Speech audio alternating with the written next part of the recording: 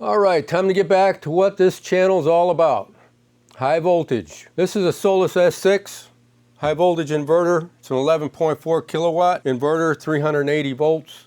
And that's the Vevor we've been working on for the last few videos. It's a 6 kilowatt, 48 volt inverter. Two totally different machines. But I want to show you something simple. We're going to use the same 6 kilowatt load, these two ant miners, but there's a completely different wiring experience. If you're a DIYer, this stuff matters more than marketing hype. On a side note, did you see David Jones over at the EEV blog swapped his DI inverter last week for a Solis? That tells you something about Solis. The big names are catching on. Also, a quick reminder, Black Friday is coming up, and Signature Solar usually drops prices across just about everything. So if you're picking up panels, inverters, batteries, whatever you need, I'll put my link and the coupon code down in the description so you can save a bit and help the channel at the same time. This is the part DIY folks don't always think about until they're elbow deep in wire lugs. 48 volts means massive current, massive cables, and massive bus bars. Massive current means heat. Heat means cable losses and potential failure points. High voltage doesn't have that problem. Let's compare two 11 kilowatt inverters. One's going to be a high voltage inverter, the other's a low voltage 48 volt inverter. Let me put both cable sizes next to each other. Alright, here we go. This is a piece of 4-aught cable. This is a piece of 6 AWG. If you wanted to pull a constant 11 kilowatts at 48 volts, you would need two of these for each battery terminal. So 2 on the positive, 2 on the negative. This number 6 wire will handle that 11 kilowatts no problem with just 1 on the positive and 1 on the negative. This is a number 2 AWG. That's the size we use over on the Vevor inverter. This will handle 6 kilowatts. Although I probably wouldn't want to run it for an extended period. And just for reference, there's a piece of 4 AWG. Now, when we get to the 22 kilowatt section, this is the size of wire that you would want to run on a high voltage inverter at 22 kilowatts. And you can still see there's no comparison here size-wise. All right, I don't have an 11 kilowatt 48 volt inverter, so what we're going to do just a quick test on the Vevor 6 kilowatt 48 volt inverter and the Solis 12 kilowatt. What we're going to do is run both of them at 6 kilowatts and take some thermal IR images and see where we stand. Should be a pretty fair comparison. All right, let me bring you in here. I'll start with the Vevor. These battery cables look like jumper cables compared to the Solis battery cables. How are we going to do this? Let's start things up here. We're going to load it up to 6 kilowatts. Okay. Up to 37 amps.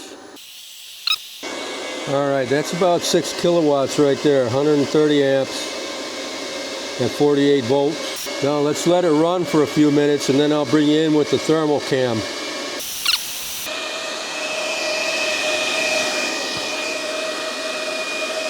This is a new Thermal Master Thor.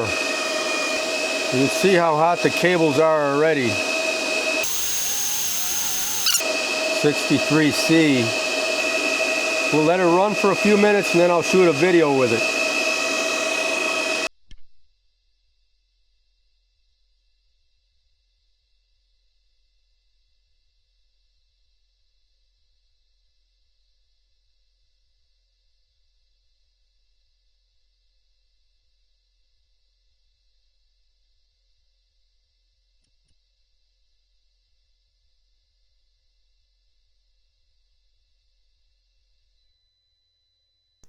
Now let's take a look at the Solis high voltage system. We've got two skinny little number 6 battery cables. This is a 380 volt system. So we're going to put the same load on it, 6 kilowatts, and see what the heat and current looks like on those two cables. Let's turn the miners on.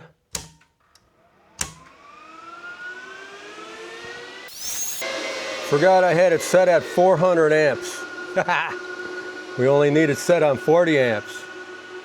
We're at 16.5 amps, 389.6 volts. We actually have about 600 watts more load on this inverter because it's running some shop loads also. Let's put the thermal on it.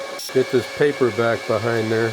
Initializing 38.7 C, 38.5 C. Let's take a look at the battery. 37.6, 36. I'll take some video of this and we'll post it up there. 37, 36 C. Right in that range.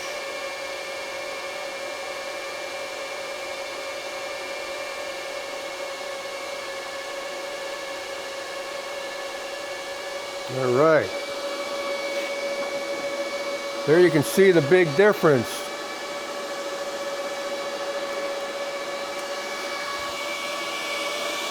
Same load, much lower temperatures. The ambient temperature in the shop is 81.9 right now.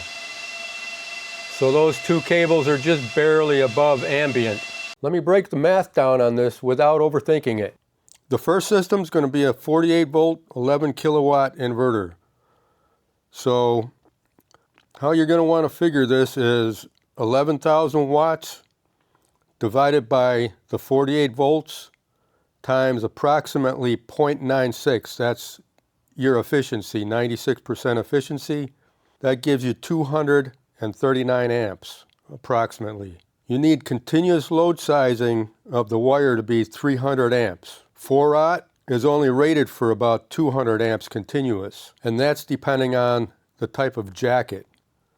So you're looking at parallel 4-aughts per polarity. You're going to have to run 2 4-aught cables per polarity. There are larger cable sizes, but bigger than 4-aught is measured in kc mil. That stands for kilo circular mils. And 1 mil is 1/1000th of an inch, and 212 kc mils is the cross-sectional area for a 4-aught wire.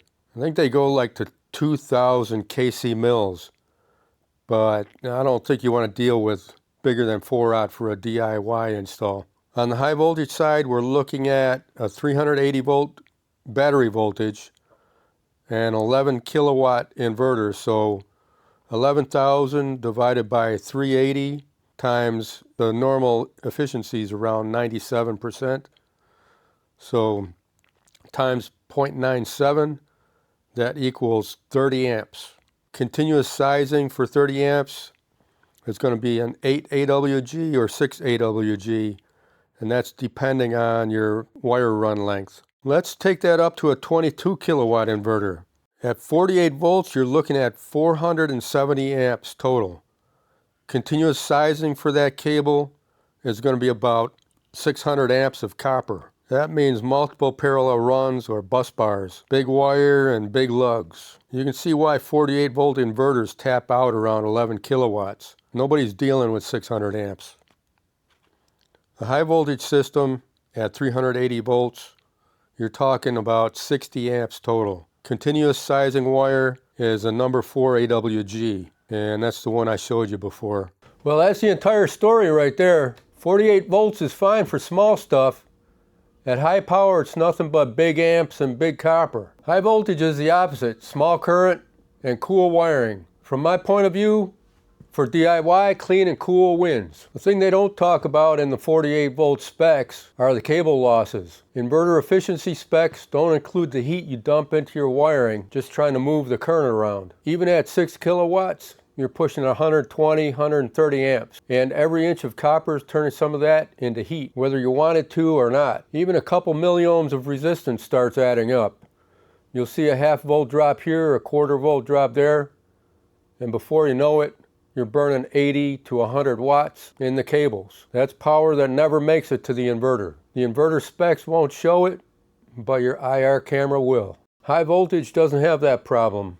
When you're only pulling 15 or 20 amps, the wiring losses are basically background noise. Okay, that's good enough for today. What did we see? Same 6 kilowatt load, 48 volt pulls 130 amps and heats the cables.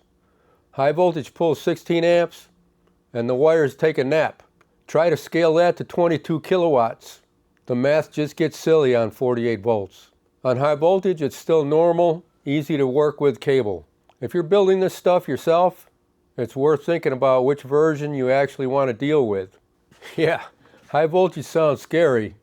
It isn't, it's just efficient. Higher voltage equals lower current, smaller copper, less heat, and that makes a happy inverter. If you're DIY and you actually read a manual before touching something, high voltage is simpler than wiring a big 48 volt rack. The S6 makes it pretty boring, which is what I want. I've got other things to worry about. That's about it for this one, guys. And don't forget about that Signature Solar Black Friday sale. I'll have the links and the coupon code in the description. All right, I appreciate you. Until next time, adios.